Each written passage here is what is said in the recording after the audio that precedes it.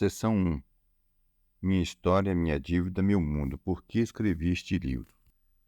Não te lembres dos pecados da minha mocidade, nem das minhas transgressões. Mas, Senhor, lembra-te de mim segundo a tua misericórdia, por causa da tua bondade. Salmo 25, 7. Capítulo 1. Minha história, de Greenville a Belém. Barack Obama, no novo prefácio de seu livro mais antigo, Sonhos de Meu Pai, uma história de raça e herança, cita William Faulkner para mostrar que a história nunca está morta. Ele descreve a diferença entre o tempo em que o livro foi escrito e o tempo em que ele estava escrevendo o novo prefácio. O livro foi lançado em 1995, em contraste com o cenário do Vale do Silício e de um mercado de ações em efervescência, a queda do Muro de Berlim, Mandela, que a passos lentos e firmes saía da prisão para liderar o país, a assinatura de acordos de paz em Oslo. Ele observou que havia o surgimento de um otimismo global à medida que escritores anunciavam o fim de uma história fragmentada, a ascensão de livres mercados, a democracia liberal, a substituição de velhos ódios e guerras entre nações por comunidades virtuais e batalhas por fatias de mercado. E então, diz ele, em 11 de setembro de 2001, o mundo desmorona. Naquele dia, a história fez retornar uma vingança. De fato, como Faulkner nos relembra, o passado nunca está morto e enterrado. Ele não é nem mesmo o passado. Essa história coletiva, esse passado, toca diretamente o meu passado. Crescendo em Greenville. Isso também vale para a história da raça nos Estados Unidos. E com certeza é válido em relação a mim mesmo. Essa história coletiva, esse passado, toca diretamente o meu passado. Eu nasci em 1946, em Chattanooga, no Tennessee, e desde os 6 meses de idade fui criado em Greenville, na Carolina do Sul. Saí de lá quando fui para a faculdade, 18 anos mais tarde, e passei 4 anos em Wheaton, no Illinois, 3 anos em Pasadena, na Califórnia, 3 anos em Munique, na Alemanha, e o restante da minha vida em Twin Cities, no estado de Minnesota. No entanto, aqueles primeiros anos na Carolina do Sul são as raízes do fardo racial que carrego. A população da Carolina do Sul, em 1860, era de aproximadamente 700 mil habitantes. 60% deles era composta por afro-americanos, 420 mil, e todos, com exceção de 9 mil deles, eram escravos. Isso foi há apenas 150 anos, somente 59 anos antes de meu pai nascer. Em 20 de dezembro de 1860, a Carolina foi o primeiro estado a se separar da União, em grande parte em protesto contra a eleição de Abraham Lincoln, um presidente contrário à escravidão e as implicações que isso tinha para os direitos do Estado. 3 semanas depois começou a Guerra Civil em Charleston, na Carolina do Sul. Mais de 4 anos depois, em 9 de abril de 1865, termina a guerra com a rendição do general sulista Robert Lee em Appomattox Courthouse. 90 anos depois, quando eu tinha 9 anos de idade em Greenville, a segregação racial forçada era quase absoluta. Bebedouros, banheiros públicos, escolas e piscinas públicas, assentos de ônibus, moradia, restaurantes, salas de espera de hospitais, de consultórios dentários, salas de embarque de rodoviárias e, com uma segregação também forçada a seu próprio modo, igrejas, inclusive a minha. Posso lhe garantir, a partir da posição de alguém que fez parte disso, que, a despeito de todas as explicações racionalizadas, a segregação não tinha nada a ver com separados mais iguais.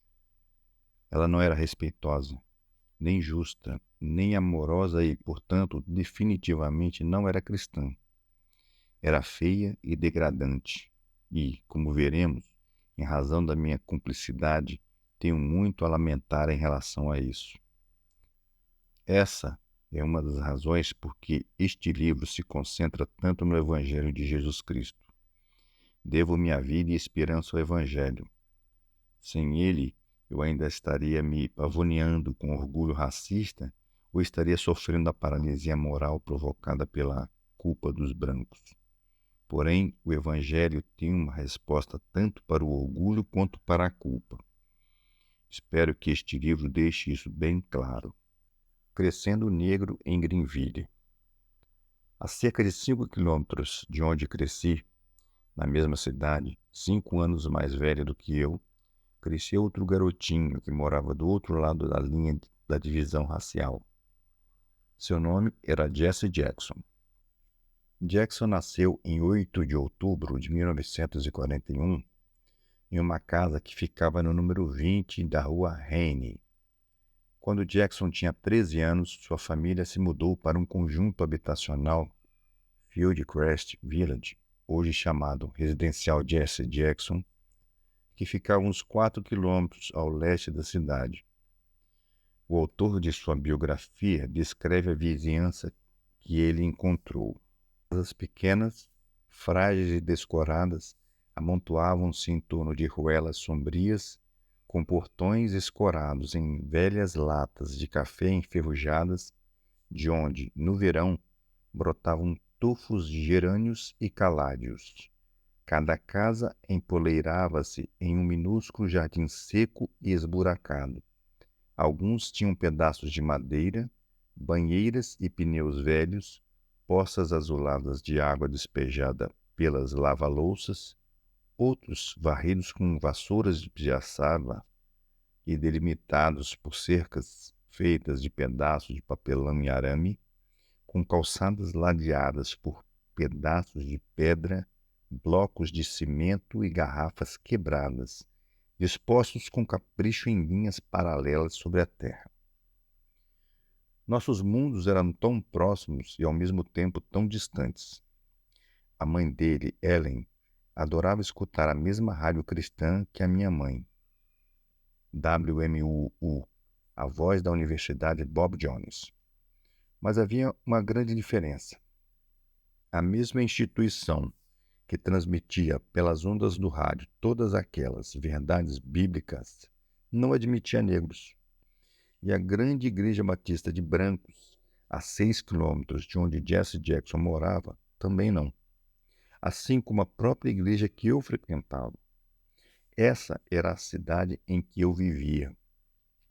E não havia mistério quanto ao motivo de um jovem negro que crescesse lá, ou um Martin Luther King que crescesse em Atlanta, uma geração depois, ter que estudar teologia em uma instituição liberal, tal como o Seminário de Chicago ou Cruiser.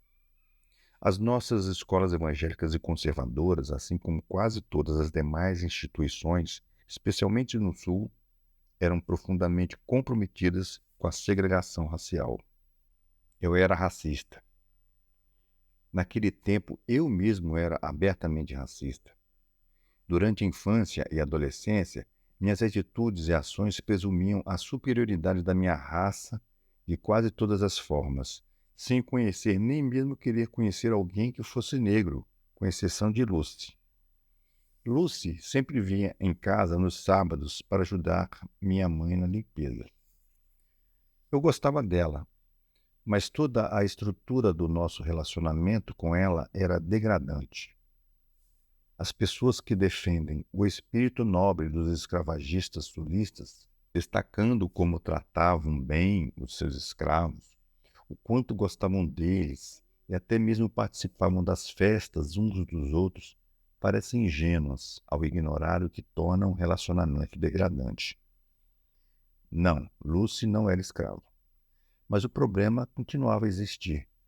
É claro que éramos bons para com ela. É claro que a amávamos. É claro que a convidamos para o casamento de minha irmã, contanto que ela e sua família soubessem qual era o lugar deles. Tratar bem, ter fortes laços afetivos e incluí-los em nossa vida É algo que também fazemos com os nossos cachorros. Mas isso não diz nada com relação à honra, respeito e igualdade diante de Deus. Meu afeto por Lucy não refreava de forma alguma minha língua racista quando eu estava na companhia de meus amigos. Minha mãe, uma ardente fundamentalista yankee. Minha atitude degradante não era culpa de meus pais. Na verdade, de alguns modos, era a despeito dos meus pais que eu era racista. Minha mãe, que cresceu na Pensilvânia, lavou minha boca com sabão uma vez por eu ter mandado minha irmã calar a boca. Ela teria lavado minha boca com gasolina se soubesse quantas besteiras racistas eu dizia quando ela não estava por perto. Em 1962, a igreja que eu frequentava votou contra a admissão de negros nos cultos. A explicação, segundo me recordo, era que, naqueles tempos conturbados de lutas pelos direitos civis, a única motivação para que negros quisessem frequentar nossa igreja seria de ordem política, e a igreja não existe para isso. De acordo com minha lembrança, minha mãe foi a única a votar contra a não admissão de negros naquela noite. Eu podia agir mal em relação ao racismo, mas ela de fato votou contra. Em dezembro daquele mesmo ano, minha irmã se casou nessa igreja e minha mãe convidou toda a família de Lucy para o casamento. E eles vieram. Eu ainda me lembro da incrível tensão no momento em que eles atravessaram a porta de entrada da igreja, o que deve ter exigido deles uma coragem incrível. Os diáconos não sabiam o que fazer. Um deles estava prestes a encaminhá-los para que se sentassem na galeria, um lugar raramente usado desde que a igreja foi construída. Minha mãe, com seu 1,5 metros de altura, tomou a frente do diácono e os levou ela mesma, de braços dados, e fez com que eles se sentassem na parte central do templo. De muitas formas, minha mãe foi, sob a mão de Deus, a semente da minha salvação. Enquanto assistia ao desenrolar daquele drama, bem lá no fundo eu sabia que minhas atitudes eram uma ofensa para minha mãe e para o Deus dela. É difícil expressar o quanto sou grato pela convicção e coragem da minha mãe, aquela ardente fundamentalista yankee. Urbana, 1967. Meus anos de faculdade se passaram em relativo isolamento, mas não por culpa do Eton College.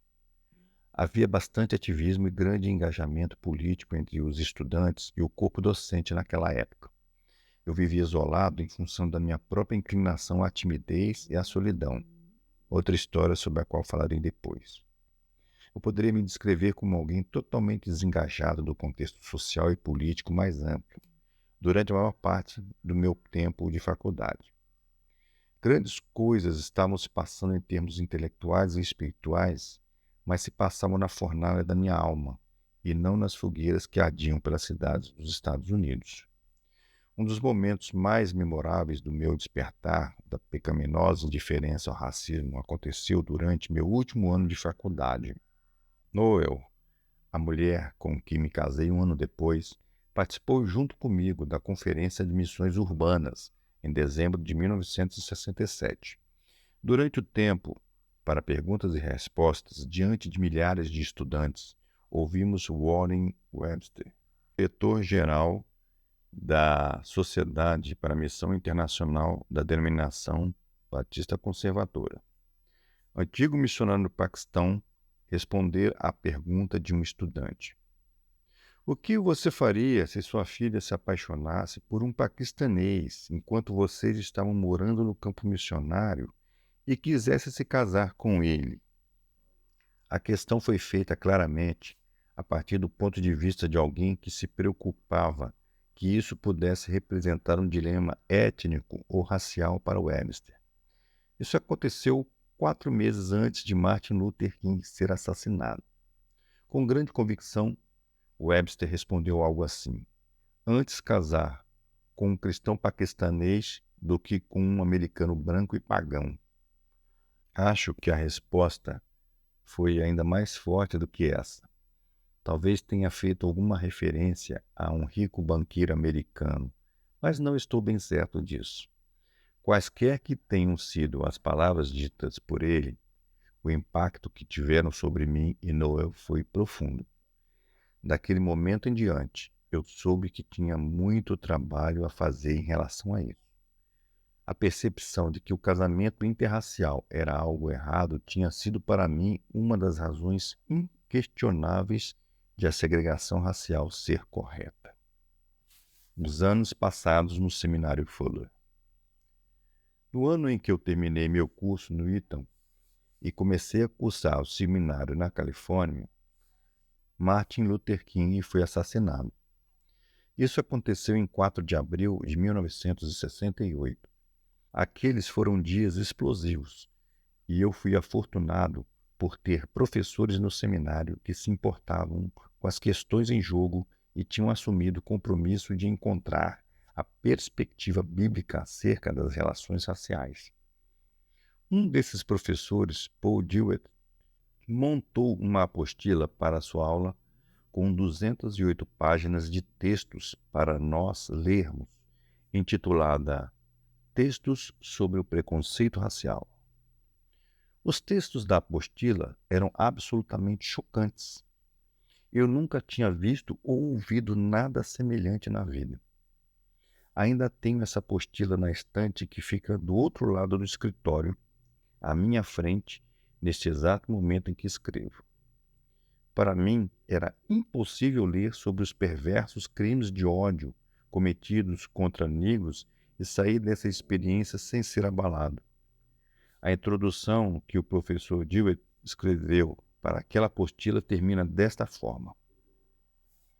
E agora vamos ouvir os gemidos de Frederick Douglass, sentir as chibatadas que M sentiu, suportar o sarcasmo de Dubois, calcular a ira de Malcolm X. Vamos contemplar a aflição das crianças negras e a tragédia das mulheres negras. E não vamos nos esquecer de que, como disse Martin Luther King Jr., quem passivamente aceita o mal está tão envolvido nele quanto quem o ajuda a praticar. Quem aceita o mal sem protestar contra ele está, na verdade, cooperando com o mal. E vamos também nos lembrar de que, se Deus nos deu uma revelação da verdadeira natureza humana, certamente Ele nos cobrará se não vivermos à luz dessa revelação, sobretudo se formos chamados para o sagrado ofício do ministério cristão. Por fim, em uma aula de ética com a imponente figura do professor Lewis Smith, na primavera de 1971, encarei a questão bíblica do casamento interracial. Fiz uma pesquisa e escrevi um trabalho intitulado A Ética do Casamento Interracial. Também o tenho aqui, à minha frente, enquanto escrevo. Foi datilografado em um tipo de papel espesso que permitia que se fizessem correções sem usar o corretivo. Ele escreveu 6 comentários na margem e me deu a nota 9. Smith era um realista, como mostra o título de uma de suas obras mais famosas, Amor Dentro de Limites, uma visão realista de 1 Coríntios 13. Ele aprovou minha exegese e aquilo que eu havia escrito na conclusão. Uma vez que a oposição ao casamento interracial tende a perpetuar a discriminação, os próximos a quem se deve amar nessa situação não são apenas o cônjuge e os filhos do casamento interracial. O bem da sociedade como um todo e os direitos da raça que sofre a discriminação também estão em vista. No entanto, seu realismo o levou a escrever na margem do trabalho. Essa é uma questão complicada, acredito eu, especialmente nos dias atuais, 1971. É extremamente difícil ver os efeitos positivos de casamentos interraciais específicos. Talvez a ênfase sobre a questão da identidade negra no momento torne o efeito positivo desse tipo de casamento ainda menos perceptível. Suspeito que a nós resta apenas, no momento, carregar o fardo de acabar com a discriminação, enquanto aceitamos o mínimo do casamento interracial, cuja virtude precisa ser avaliada em termos de conveniência em vez de princípios morais absolutos. Duvido que Smedes falasse desse modo hoje. Ele morreu em 19 de dezembro de 2002. Não sei. Sua hesitação em fazer uma sincera afirmação acerca da virtude do casamento interracial tinha raízes em seu desejo de não minimizar a luta pelo valor intrínseco da autêntica identidade negra. Minha posição, tanto naquela época quanto hoje, devido ao que conheci a partir da minha experiência de vida, é no sentido de que afirmar a beleza do casamento interracial, especialmente em casos reais, concretos, provoca um impacto muito maior em termos de afirmação da dignidade de uma raça do que a ameaça mais sutil à identidade de uma minoria por se casar com um integrante de uma maioria cultural. Mas é possível entender essa preocupação. Esse estudo bíblico que fiz do casamento interracial naqueles anos de seminário me fez chegar a um consenso sobre a questão. E não mudei de posição quanto ao que percebi naquela época. A Bíblia não só não se opõe ao casamento interracial nem o proíbe, mas, como vou mostrar no capítulo 15, ela o vê como algo positivo para a glória de Cristo. À sombra de Dachau. Passei os 3 anos seguintes, de junho de 1971 a junho de 1974, na Alemanha, vindo para os Estados Unidos somente uma vez, para o Natal de 1972. É difícil explicar o efeito de viver longe de seu país por 3 anos e a sensação de tornar-se parte de uma realidade muito maior do que os Estados Unidos e a Igreja Americana. Acrescente-se a isso o fato de que a horrenda história do racismo nazista na Alemanha tinha apenas 26 anos. Hitler havia se suicidado um ano antes do meu nascimento. O campo de concentração de Dachau, preservado com seu memorial Nie wieder, nunca mais, ficava a 17 quilômetros de distância a noroeste de onde eu vivia, em Munique. Não era o tipo de lugar que alguém visitasse em um passeio de domingo, mas nós fomos. Arame farpado, barracões enfileirados, treliches, fornos de cremação e salas de enforcamento, os falsos chuveiros, estava tudo lá, como testemunha da crença na superioridade da raça ariana. O fato de viver nas sombras literais e figurativas de tamanho horror dos efeitos do racismo reforçou a reorientação compassiva de minha mente. Da sala de aula no subúrbio para uma paróquia na cidade. Terminei meus estudos em Munique no verão de 1974 e, pelos próximos 6 anos, fui professor de estudos bíblicos no Bethel College, que ficava no subúrbio de Twin Cities, no Minnesota. Foram bons anos, mas o chamado de Deus para o pastorado tornou-se irresistível após 1979. Uma das coisas que me levou a isso foi a sensação de que a sala de aula estava muito distante da linha de frente, de ver o evangelho mudar pessoas dos mais diferentes tipos. Os estudantes representavam uma parcela muito pequena da humanidade. Isso não é uma crítica. A educação superior é de muitas maneiras necessariamente autosseletiva. A maioria dos estudantes tem de 18 a 22 e são bem instruídos. Sou grato a Deus pelos professores que são chamados a dedicar suas vidas a esse chamado. Sou profundamente grato pela educação que tive em minha própria época em uma instituição muito parecida com o Bethel College. No entanto, no outono de 79, a paixão por pregar e expor a palavra de Deus a uma parcela maior de pessoas me levou a uma crise vocacional. Então, pedi demissão do Bethel e saí à procura de uma igreja. No verão de 1980, aceitei o chamado para trabalhar na Igreja Batista Bethlehem, uma igreja de 109 anos, nos limites do centro da cidade de Minneapolis. Segundo minha visão, o local em que a igreja ficava era perfeito para o tipo de chamado que eu sentia. A oeste ficava a parte mais abastada do centro de negócios da cidade. Ao norte, o Metrodome, ainda em construção, e o Distrito das Indústrias Leves.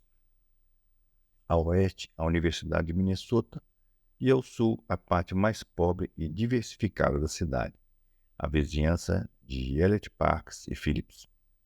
Mudamos para a cidade e temos vivido a poucos quarteirões da igreja, em Elliott Parks e Phillips, desde então, ou seja, há quase 30 anos.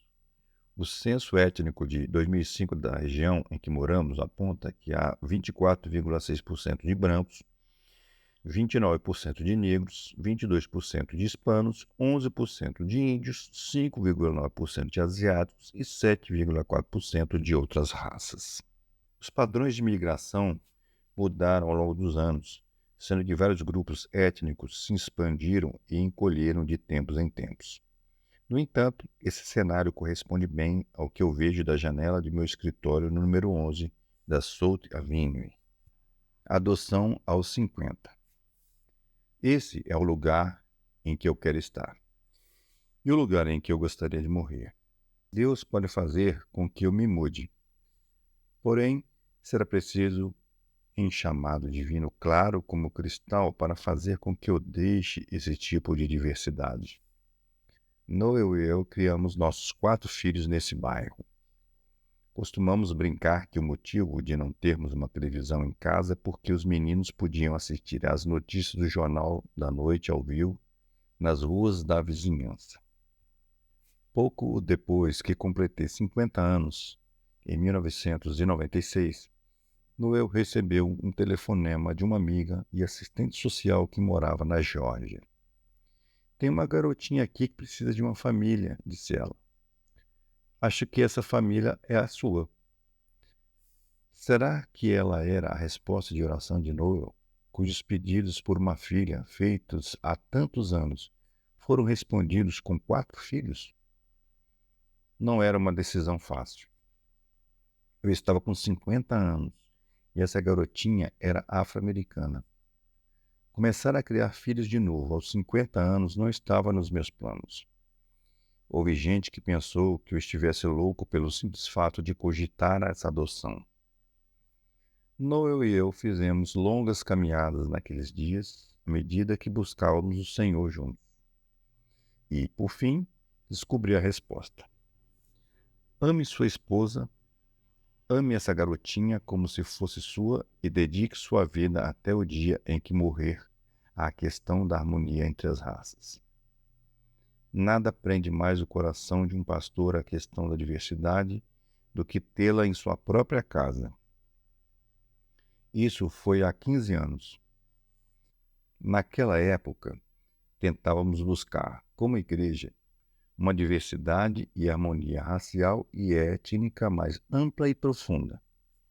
Você pode ver algumas das coisas que fizemos quanto a isso no apêndice 2. Eu não sou modelo de pastor urbano multiétnico. Se qualquer uma dessas coisas que contei soar muito corajosa, não se deixe impressionar. Eu não sou um bom exemplo de um pastor urbano. Em função do modo em que acredito que Deus me chama a usar o meu tempo, não tenho relacionamentos de fato significativos com a maioria de meus vizinhos. Nem a nossa igreja reflete a diversidade da vizinhança em que se encontra. Temos certa diversidade, mas nada que se compare com as estatísticas que citei. É provável que eu tivesse sido bem mais eficaz no impacto urbano imediato nessa vizinhança se não tivesse escrito tantos livros nem me dedicado a falar em tantos lugares em nome do meu ministério. Alguns me agradecem por esse tipo de ministério, enquanto outros pensam que estou errado. Mais uma vez, você pode ver por que razão eu tanto estimo e me apego ao Evangelho de Jesus. O Senhor será meu juiz um dia. Prestarei contas a Ele de como o servi ao longo da vida. Imagino que, à medida que Ele for analisando as escolhas que fiz, nenhuma delas terá uma motivação totalmente pura, e muitas não parecerão sábias no esplendor de sua santidade. mas também espero ter sido um bom mordomo do meu tempo e dos meus dons. Porém, minha confiança no julgamento dele não repousa nessas coisas. Repousa na perfeição de Jesus, que Deus creditou a mim pela fé e na punição que Jesus sofreu em meu lugar. E creio que haverá em meu ministério como um todo frutos suficientes do amor, embora imperfeitos, que sejam um testemunho de que minha união com Jesus sempre foi real. Não escrevo este livro como um líder multiétnico de sucesso. Não sou bem-sucedido. Não sou um especialista em diversidade. Se você veio até mim em busca do segredo prático para uma congregação multiétnica, pode esquecer. Eu não sei esse segredo. Escrevo sobre isso por causa da verdade que vejo nas Escrituras, das convicções que trago na mente e dos anseios que sinto em meu coração. Creio que o Evangelho, a boa nova de Cristo, crucificado em nosso lugar para remover a ira de Deus e trazer perdão dos pecados e poder para a santificação, é a nossa única esperança para o tipo de diversidade e harmonia racial que interessa em última análise. Se abandonarmos a plenitude do Evangelho para tornar a diversidade étnica e racial mais rápida e mais fácil, criaremos nada mais do que uma mera sombra do reino, uma simples imitação, e perderemos a única coisa que é capaz de trazer a vida, a diversidade e a harmonia que exaltam a Cristo. Qualquer outra coisa é uma isca sedutora. Pois, que adianta o homem ganhar a completa diversidade e perder a sua alma?